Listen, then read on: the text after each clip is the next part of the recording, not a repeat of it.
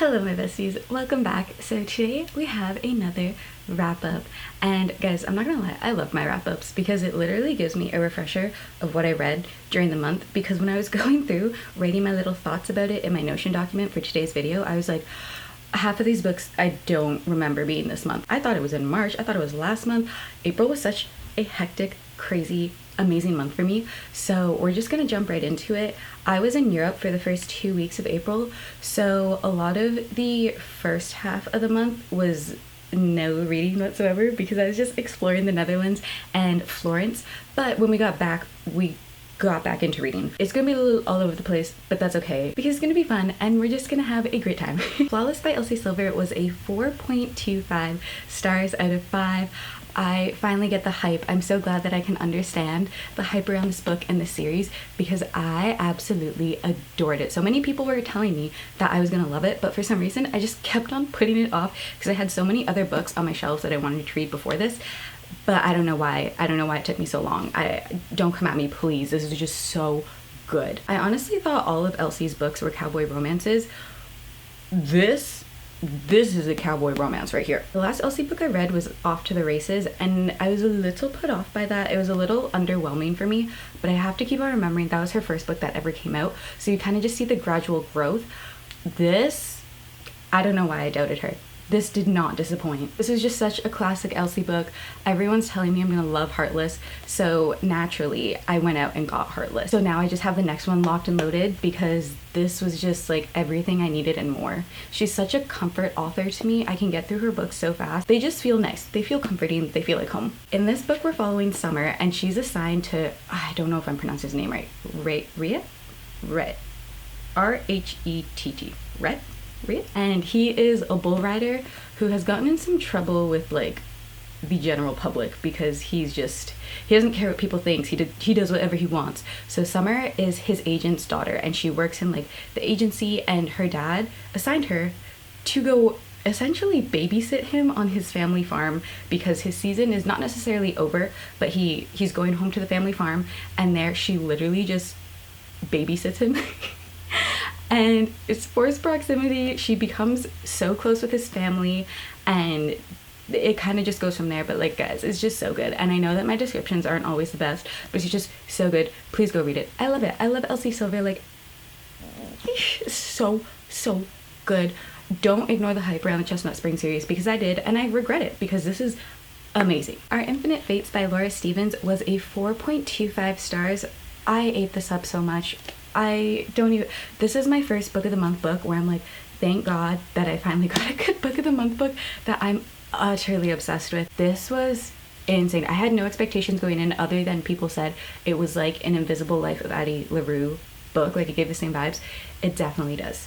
It definitely does. Laura's writing is beautiful. It kind of reminds me of Sarah A. Parker in the sense that it's like a little philosophical and beautiful. I read some lines and I just had to stop, wait, and pause because she had me thinking about like life. At the beginning of the book somewhere I wrote that like, I do fear I'm gonna love this. I do fear I'm gonna eat this up. I do fear that this is gonna destroy me, and it did just a little bit. Here's an example of her writing. And so even when there's no big joy, even when it feels like we'll never leave this trench alive, there's still the small joy, a sunset, a flask of tea, your hand in mine. Like, it's just writing like that, and this story was just so devastatingly beautiful. And I said that about When the Moon Hatched. So if you guys like kind of like that vibe in the sense of like writing and like just devastating stories, you'll really like this one. The enemy at the end wasn't really what I was expecting, and like the big reveal of it all, and it was like I did want a little bit more, but that could not ruin the rating for me. That could not bring this book down. Oh my god, it wasn't what I was expecting. This story follows Arden and Evelyn, and for some reason they are both reincarnated in every life after they die. The kicker is that Arden kills Evelyn before their 18th birthday every lifetime. So they never get to live to 18, and Arden remembers everything, but Evelyn's a little bit fuzzy until she reaches the age of 10 and starts putting things together and is like, oh my gosh, where's Arden? What's gonna happen? Sort of thing. So she spends the last 8 years of her life kind of in like a panic looking for Arden. So in this life, she remembers that Arden is coming to kill her, and she's like, wait, no, I want to figure this out. Why is he killing me? when we're like so in love. If he loves me so much, why does he have to murder me every lifetime before I turn 18? That is all I'm going to tell you, because this is amazing. It takes place throughout so many years and so many decades, if you will, so many lifetimes, and everywhere around the world. Like, it's amazing. You're gonna have a great time. Next is an audiobook I listened to, which was Fear the Flames by Olivia Rose Darling, and I gave that a 4 out of 5 stars. I think if I was reading it, it probably would have been a bit higher, but I didn't have high expectations for this book because I watched Sarah's video when she read it for her book club back in like January, and she didn't love it, so I was like, oh, okay, I don't know if I'm gonna love it, but I still put it on hold on my Libby app because dragons. We all know I love my dragons. And I started it a little bit apprehensive. Oh my god, it was so good. I loved it. And that kind of just proves how reading is so subjective for everyone, because everyone's gonna love different things. There weren't as many dragons as I thought, but when they came in, they were in full force, but they just came in at the very end of. Our main characters are Elwyn and Caden, and the way that Caden like worships Elwyn, I'm like, oh my god, I love it. I love it so much. I love them. Like, it's amazing. It's a romantasy book, and we all know how I love a good romantasy. So we're following Elwyn, who was banished. She was a princess, and there was a prophecy foretold when she was a baby that she would either be the ruin or salvation of her kingdom. So that really made her dad, the king, paranoid, and he's like, oh my god, she was bonded with these dragons, and he was just trying to be very protective and overbearing and like control what happens. He wanted her to be the salvation. So by doing that, he became the ruin, because he basically tried to like discipline Elwyn, and her dragons got in between them, and then it was a whole thing. Then she got locked up as a prisoner for like how many years, and beaten and tortured, and it was just horrible. So then she ended up escaping the kingdom, and then a couple years later she meets Caden, who is the general of an army of a neighboring kingdom, who's like not the biggest fan of her dad's kingdom. So then they team up and try and go get Elwyn's dragons back. And the romantasy, am I right?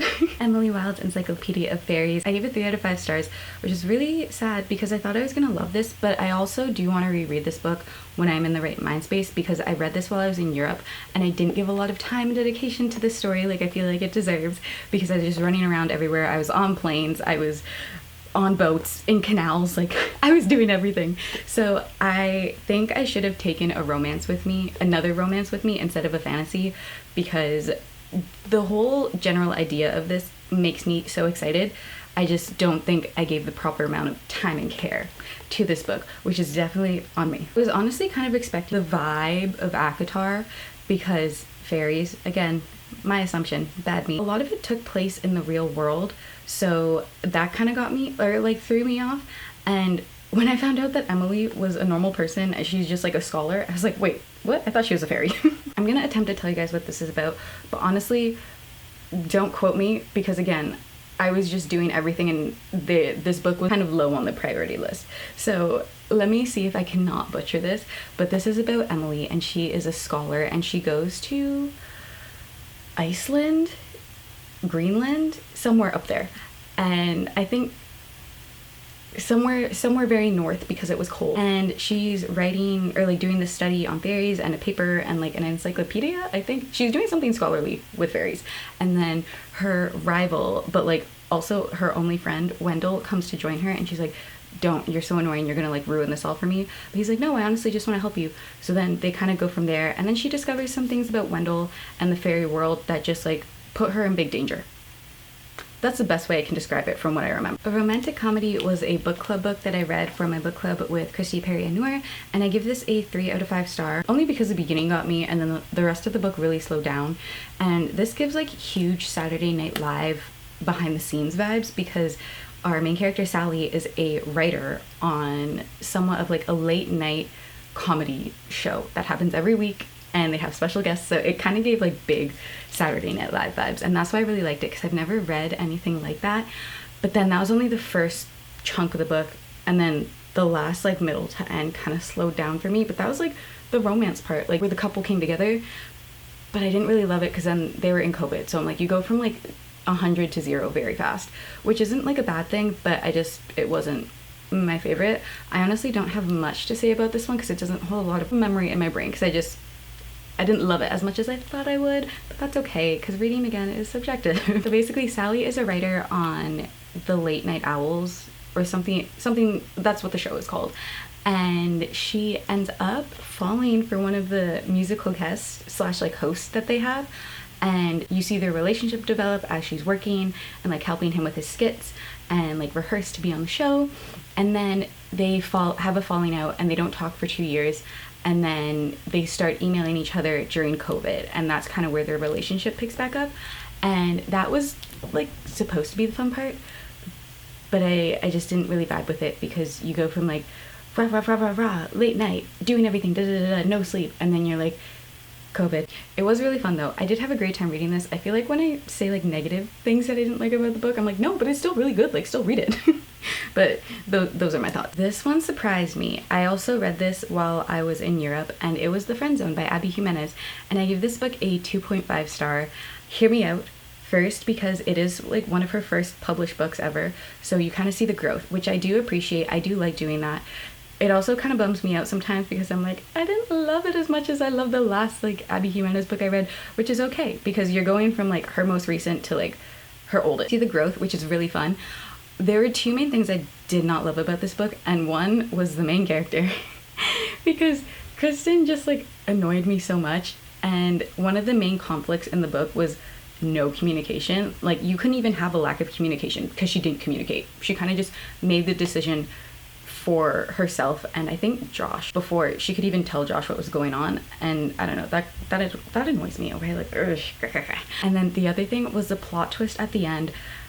I did not love. Oh my gosh, you guys, like the big like twist of it all happened, and I didn't think Abby was gonna do what she did, and I was like, oh, I actually don't like this anymore. After that happened, I was kind of like put off. Didn't love what happened.